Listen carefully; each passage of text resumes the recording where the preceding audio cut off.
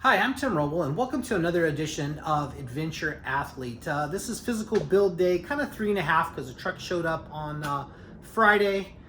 It's Monday morning about 10 o'clock. We had some issues with the main line, so I had to fix that in the house this morning. Got that done and talked to my dad, so now it's back to work. So we'll talk a little bit about what I've been up to. I bought some of this, this was Raptor liner, and you mix it up with 8 ounces of hardener into the white bed liner. And that rolled on and worked out really nice, and I'll talk more about that experience as we go out to the truck. But right now I'm going to go back to Sean Filner's video on what he did with these lights and how to wire him. Wiring is not my strong point, but I think he's made it pretty simple, so I'm just going to go research that video again real quick and go from there. I have some heat shield that's going to go underneath the engine compartment. First stuff that I ordered was this right here, this SOOMJ. I got that off of Amazon, but when it got here, it's somehow I thought I was ordering 3/4 and it's actually 1/2 inch. So I will use that in a different area. And I ordered this hood liner stuff that's 3/4, and it's got a nice reflectic deal on that. So I'm going to do that in the tunnel. Let's take you out to the truck and show you what I've been working on. So I did that Raptor liner yesterday, and realistically that stuff turned out really well. So surprise, the truck is now white. I'll go back to Saturday. I spent the entire day pressure washing the motor compartment, all of the frame rails. I was able to get the green paint off of about 90% of the lines, and everything has really turned out. It was already a clean vehicle, but it is looks like brand new right now. So still got a few things that I got to work on. Why I'm thinking about it, I have matching black rims, all 6 tires. I painted those Rust-Oleum Professional in the flat black. Give it a nice shine to it. And then for my tire dressing that I use this Maxima SC1. Works out really well, and it's not like an Armor All or something that when you go in the dirt, you're basically kind of dealing with a sugar donut with stuff stuck to it. So I made it back to here. Everything is black, and here is the Raptor liner. And let's talk about that process a little bit as I get this gate open and give you a little better view. First thing that I would say, I rolled it on, so you can spray it or roll it, but I didn't feel like doing all of the mask and everything for the spray, and I didn't want to kind of, I would have probably painted this truck white, like with a smooth finish. 2 reasons I went with this. One is because of the place where I'm building this and the courtesy to the neighbors, and 2 is it touches up easy, and it's very robust. So I started at the roof, and I put on a kind of a thick coat, which that's kind of not the way to do it. Realistically, the way to put this stuff on, from my experience of working with it 8 hours painting this thing yesterday, is roll on a thin coat, just enough to cover, and I worked the roof. So I did the whole roof, and then come back and then put on a pretty medium to heavy coat, and that will stick. So total usage of that Raptor liner was 1 3/4 gallons. I bought 2, so I have stuff available for touch up, and I'm going to do the door jambs and everything inside also with that, so I'll use that, but I'll wait to a date where I'm going to mix all of that up. The Rust-Oleum Professional turned out on the grill. I like the way everything has a nice shine and how it looks. So let's go tilt the cab. I spent a lot of time just detailing and doing some paint work and just inspecting as I go. So for cab tilt, we go to raise. One thing that I don't know is we have a latch here. Mine is unlocked. Guys that have these LMTVs, how do you lock and unlock that? I imagine it's one of these deal maybe down here. I don't know, but until I know, I'm not going to mess with it, because right now I'm consistently tilting this cab, you know, probably once or twice a day. And what's my thought process on this truck? God, I tell you what, I am so happy that I went with this platform, and I can't say it enough. Thank you, Sean, leading me to Martin up there. Without that, I probably would have made the mistake, and like I said before, went with a Dodge or Ford. How cool is it to have a cab that just tilts forward? Just kind of see how clean everything is. I used a case of gunk, so 12 cans of gunk, and got in here with a pressure washer and just pressure washed everything. And I got some little bit of dirt and debris I need to blow off. I did some blowing of stuff around yesterday before I got to the Raptor liner. Happy with the way it turned out. I have shot so far of the Rust-Oleum Professional. I've shot 24 cans, and I got another 24 on the way, which I think is going to finish this whole project up. Pretty much all of the detailed oriented paint work is done. You know, I masked off, made sure I didn't get anything on the motor. Another question, I know this is supposed to maybe go over center that I saw on Dave Anderson's post, and I don't know if mine's going over center or not, but it looks like this right here should lock in place. I got no problem, it stays up all day. But you can tell where the green is, that's where that hood liner is going to go, Dynamat type stuff. And I'll get that in today, and then I'll work on the headlights today, and then start working my way back. At some point in time, it'll probably be tomorrow morning, I'll come in here, pull the truck out, lower this tire down, and start getting all this stuff out of the way. Like I said, I got from Trax Off Grid, I got an air cleaner system coming, so I'll be replumbing that and just making some room. So one of the things I learned early is, like, if you just tilt the cab, man, you can put your hand, you can take off the marker lights, you can decel some stuff. So the markers aren't perfect. I still need to come back up and do some touch-up work and some cleanup work. You know, would I do this Raptor liner again?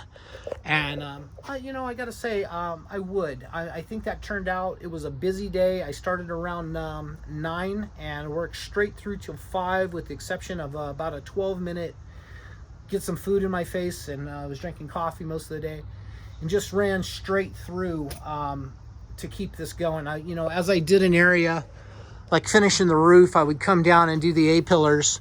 I always wanted to keep the transition wet. I just felt like it would flow better that way. And with this setup, people, I know some of you are thinking, well, why didn't you just go buy some Rust-Oleum and shoot it out of the gun? My answer is just simplicity. For me, I can take touch-up stuff. I know I'm going to have bushes dragging up and down the doors, so that's going to be an okay thing. If you look close, let's see if I can find this right here. It's hard to see, but to me it's an imperfection. What happens is that Raptor liner sits too long in the tray, and as you're trying to get more on, it'll lift and bring up the dry particles. So that's kind of like a tip right there. Like, don't ever let the tray kind of get dry, and you always want to be rolling on a wet coat, because if you don't, and that depends on how much lift you want, but like this was the first door I did, and I think it turned out pretty phenomenal. The grill I did a double coat on because I know it's going to take the brunt of the debris. I probably wouldn't do that again, because the texture on it became too thick, and for me it was kind of like a undesirable finish from what I wanted. And yeah, I left the dents and everything here. I didn't do body work. I'm probably going to make a panel anyway, and there is a I believe it's a 52-inch curved light bar that's coming from Trax Off Grid also to go in there.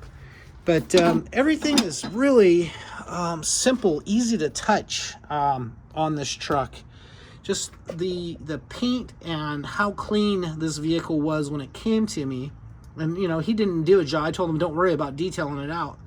I'm gonna do my own thing, and I don't want you spraying any more military color paint on. So super happy with how well all of this has turned out. Basically I've made it to about this spot here. There's touch up and stuff that I want to do, but I'll wait. I'll get all of this other stuff out of the way and then work on doing this. And although like this battery cover is black, I'll blow that off, wipe that down, and I'll get a good coat of that Rust-Oleum Professional on it, because it's easier to clean. Less stuff sticks to it. As far as the exhaust goes, I'm told that getting rid of the muffler is just too much. So I think my answer to that is going to be, I'm going to come down here somewhere in this area and do like some type of cool beveled cut or something. So I'll kind of bleed that exhaust off of this area, or maybe even like right in this area or something. Do a cut, just enough to clear the frame rail and to let all that blow back for a cleaner finish. But super impressed with the tires and wheels, how they came out. I'm happy. You know, I'm up against the house here, so barely room to walk and work, but you got to make the best out of your situation. For a project like this, as I'm laying on the ground underneath this thing, pressure washing and getting wet, got my safety glasses on, one of my thought processes came back to me, and it was, be comfortable with being uncomfortable.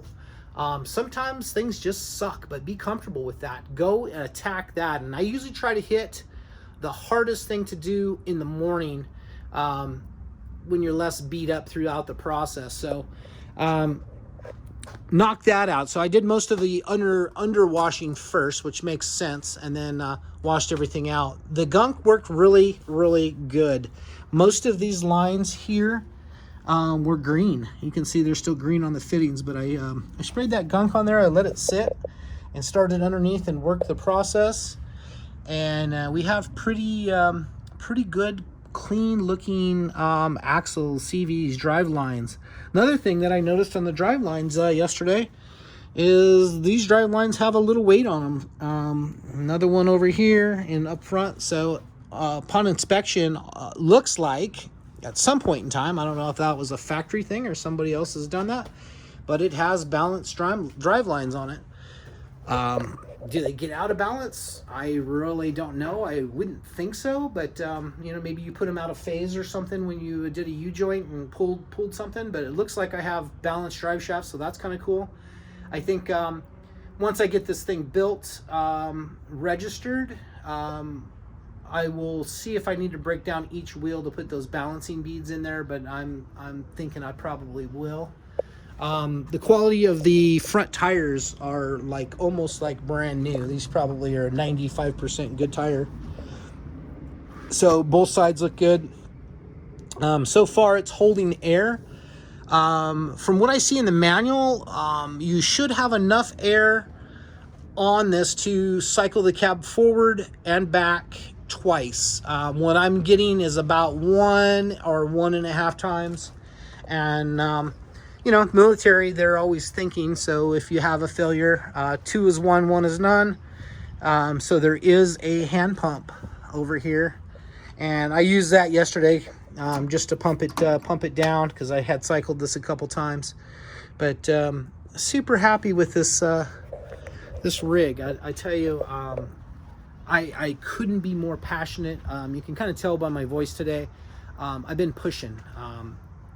I want to get through this build process, and you know, looking forward to surprising my dad. I think he's just going to absolutely love this thing. It's a lot of work to do, but if you just consistently are consistent and persistent in your actions, next thing you know, you'll start to have something cool. So that's going to be it for now. If you guys like this process, this journey, give me a thumbs up. I appreciate the thumbs up. Questions, comments. I am not an expert on this truck. I've probably gotten through some of the reads on the manual, maybe 50 pages or something. I'm still not even sure how to totally operate all of the switches and everything inside. But I'll get there. I'm hungry. I'm ready to eat. I'm ready to be a expert on this platform. So like the other guys out there that have these videos, they've done this community a huge service by their customization, their tips and tricks. So I hope to do the same thing and take you through that process of what I learned and go through it. Super looking forward to building this box, and unfortunately, with the process, I don't believe that I'm going to have the width that I need to get my side-by-side inside. Still planning on about a 15-foot garage, but I think the box is going to be 26 foot, 8 foot wide, and I'm going to have dual spares coming off of same thing like with my little truck that I've done. The dual spares will sit right here. They will be set up on the departure angle, so they will be 1.5 to 2 inches below the lowest point of the frame. I did get 5,000-pound trailer spindles for it, so I'm going to make a mechanism that is a tire lift, so the tire will actually winch down, sit on the ground. You can take that and go unbolt it, and then put your other tire in, then winch everything back, and then bolt it back into place. So that's my plan on that. And then once again, moving all of this stuff. So long-winded, Tim again, but I just got so much on my mind that I'm just kind of nice to get it out and get it on video. So bear with my process. Thank you guys for the wonderful comments that I've been getting.